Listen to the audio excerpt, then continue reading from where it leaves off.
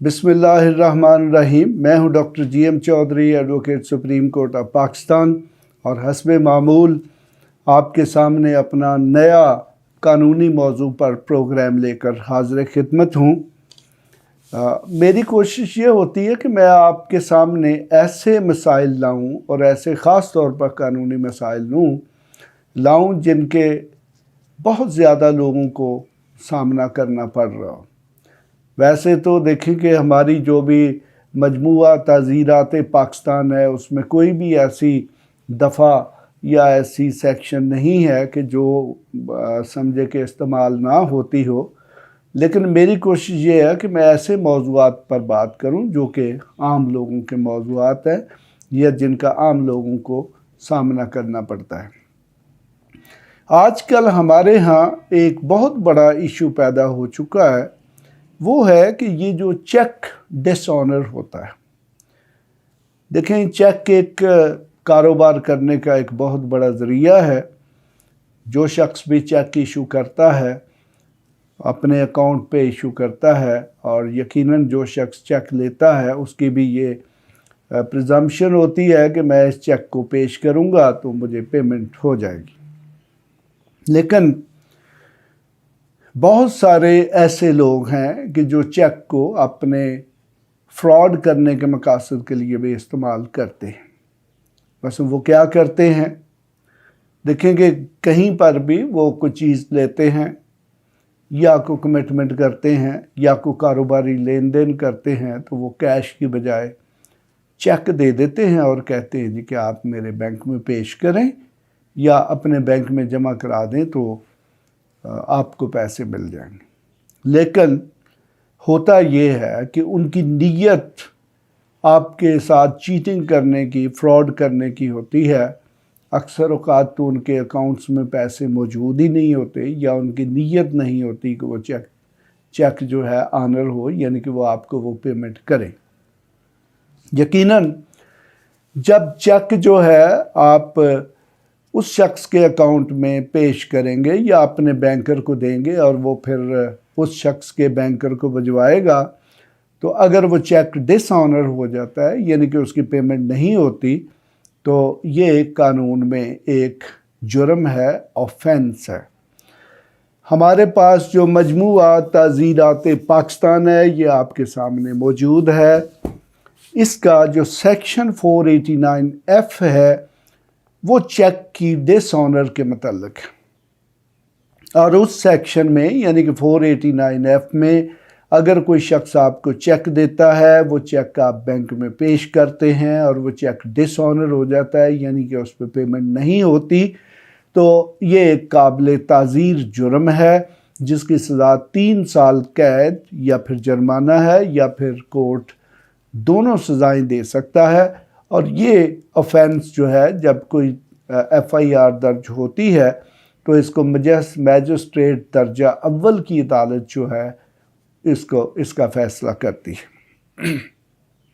अब हम देखेंगे कि चेक डिसऑनर है क्या। देखें, अगर आप सिंपल से लफ्ज़ों में देखें तो वो ये है कि आपको किसी ने चेक दिया, आपने उस चेक को लेकर बैंक में गए या अपने अकाउंट में जमा करवाया, और उसका जो बैंकर था उसने कहा जी कि इस शख्स के पास इतने पैसे नहीं हैं कि इस चेक को ऑनर किया जा सके, तो वो आपको एक डिसऑनर स्लिप लगाकर, अक्सर उस स्लिप पे 8-10 कॉलम होते हैं और उनमें एक कॉलम ये होता है कि इनसफिशिएंट बैलेंस, यानी कि इस शख्स के अकाउंट में इतने पैसे मौजूद नहीं है कि इस चेक को ऑनर किया जा सके। वैसे चेक के डिसऑनर होने की और भी वजूहात हो सकती है, उनमें सिग्नेचर का मैच ना करना, या उसमें अकाउंट बंद हो या अकाउंट डेड पड़ा हो, डॉर्मेंट हो, या कोई और वजह हो, तो उसकी बेसिस पर भी चेक डिसऑनर हो सकता है।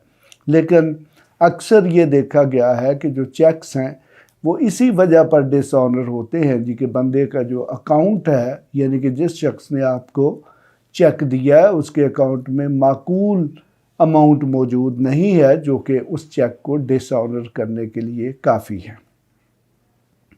तो ये जो 489 का ऑफेंस है, बेसिकली इसके 5 अज्जा हैं। अगर ये 5 अज्जा पूरे होंगे तो उस शख्स को कानून के तहत यानी कि सेक्शन 489F के तहत जो है वो सज़ा दी जा सकती है। यानी कि नंबर 1, किसी शख्स ने चेक इशू किया हो। नंबर 2, वो चेक डिसऑनर हुआ हो। नंबर 3 पे ये है कि वो चेक किसी कर्ज की अदायगी या किसी माली फ़र्ज या ज़िम्मेदारी की अदायगी के लिए इशू किया गया हो। और नंबर 4 ये है कि वो बददियानती पर जो है वो बददियानती उसके पीछे हो, यानी कि वो शख्स जिसने चेक इशू किया है उसने चेक तो इशू किया हो लेकिन उसकी नीयत ये ना हो कि आपको पेमेंट की जाएगी। तो इस तरीके से यानी कि चेक का जारी करना, चेक का डिसऑनर होना, उसे बददियानती से जारी करना। बददियानती उस वक्त होती है कि जब उस शख्स के अकाउंट में पैसे नहीं हैं लेकिन इसके बावजूद उसने चेक जारी कर दिया। और कानून ये कहता है, यानी कि सेक्शन 489F में ये वाज़े तौर पर लिखा गया है कि ये साबित करना चेक इशू करने वाले की ज़िम्मेदारी है कि क्या उसके अकाउंट में इतनी रकम मौजूद थी कि जिसके लिए चेक जारी किया गया था या नहीं। ये दूसरे शख्स की ज़िम्मेदारी नहीं है। अगर ये 5 अज्जा यानी कि इंग्रेडिएंट्स पूरे होंगे तो समझे कि ये चेक डिसऑनर का ऑफेंस जुर्म जो है ये सेक्शन 489F के तहत सरजद हो गया। उसका तरीका बड़ा सीधा है।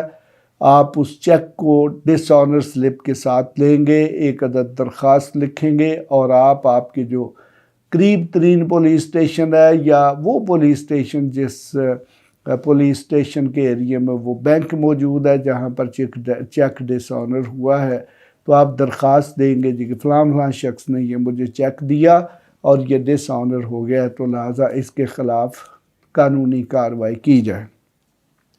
तो अक्सर ये होता है कि उस पर FIR कर ली जाती है, लेकिन आपको पता है कि हमारी पुलिस कितनी ईमानदार है।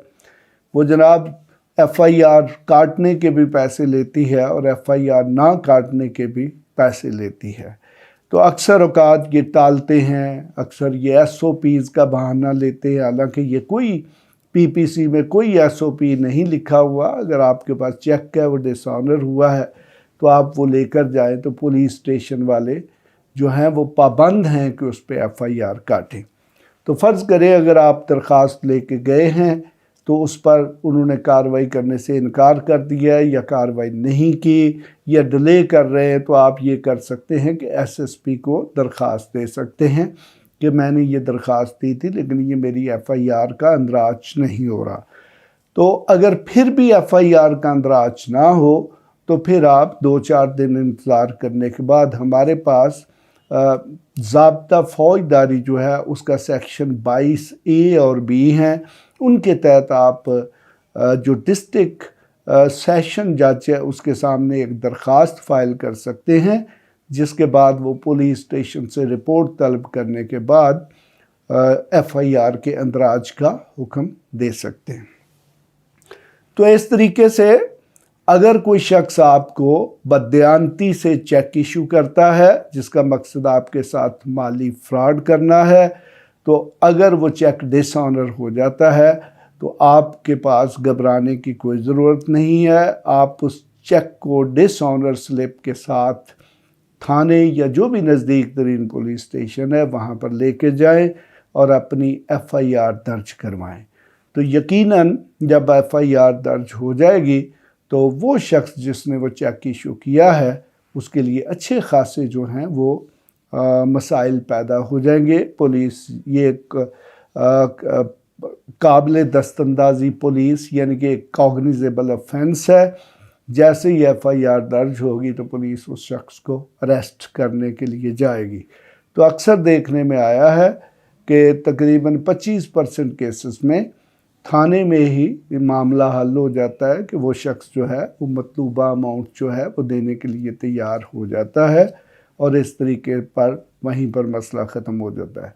तो अगर ना हो तो फिर इसके लिए रिकवरी का सूट करना पड़ता है। उसका तरीका मैं आपको किसी अपने दूसरे प्रोग्राम में बताऊंगा।